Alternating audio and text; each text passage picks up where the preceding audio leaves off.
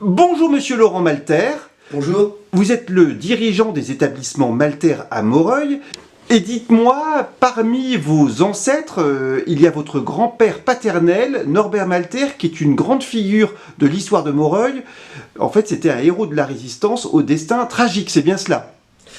Oui, tout à fait. Norbert, alors j'en ai entendu beaucoup parler. Je ne l'ai pas connu, puisqu'il est décédé avant que je sois né. Et par contre, il a laissé manifestement des traces importantes, mais dans des circonstances un peu exceptionnelles. Il a eu un comportement exceptionnel, ce qui n'a pas été le cas général. Donc on en est assez fiers. C'est quelqu'un qui a été déporté dans un camp de concentration parce que résistant. Alors il a été résistant aux premières heures de la guerre, il a décidé d'arrêter son activité dans le textile pour ne pas collaborer avec les Allemands, les envahisseurs à l'époque. Et donc il a été capturé, je ne sais plus en quelle année, dénoncé, et puis ensuite déporté à Mauthausen, au camp de concentration de Mauthausen, où il est décédé à la Libération.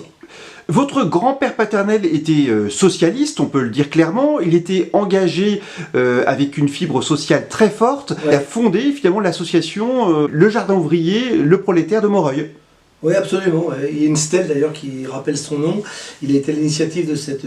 Oui, j'en ai toujours entendu parler comme d'un type très humain, très droit, très rigoureux, très juste en fait, très juste. C'est ça qui m'est revenu, moi, dans ce que j'ai appris. Il avait un caractère très fort, à tel point que vous me racontiez une anecdote au cours de... En fait, l'épisode concerné était le suivant. Il était dans un café de Moreuil et il avait quitté les lieux parce que les Allemands étaient entrés dans le café. Bon, alors c'est une histoire évidemment qu'on m'a racontée, alors j'ai pas trouvé les preuves, mais ça m'a été raconté, voilà. L'anecdote, c'était qu'il était dans un café, en train de boire un café avec ses copains, et puis des Allemands entrent dans le café, et puis dans ce qu'on m'a raconté, c'est qu'en les voyant arriver, il s'est levé, il a dit à ses copains, on s'en va, ça pue le boche ici. Ce que je trouve héroïque ou bête, mais en tout cas pas lâche.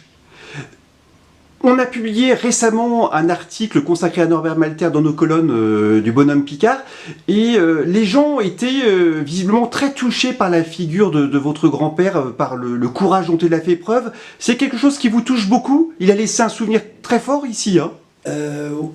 Oui, il a marqué très fortement, manifestement. Il a dû mourir à 42 ans, et donc il a laissé quand même un souvenir incroyablement fort dans la mémoire. Et moi, j'ai des histoires multiples de gens qui sont venus me voir en me racontant des anecdotes comme celle-ci, assez incroyables sur sa qualité d'être, quoi. C'était quelqu'un, à mon avis, qui a imprimé fortement ses contemporains. Ouais.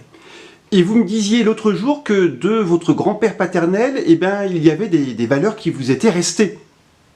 Oui, je vous avais raconté l'histoire des masques que nous avons vécu, et ça m'émeut beaucoup cette histoire, parce que on s'est retrouvé dans des circonstances exceptionnelles, et on ne sait pas quel comportement on va avoir, personne ne sait quel comportement il aura dans des circonstances particulières.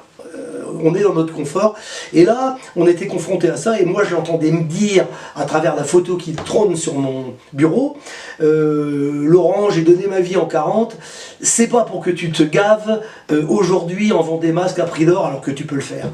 Voilà, donc c'est ce qui m'avait motivé à l'époque ça a été fort pour moi, cette image-là. C'est un message qui m'a été transmis au-delà des générations, au-delà de sa vie.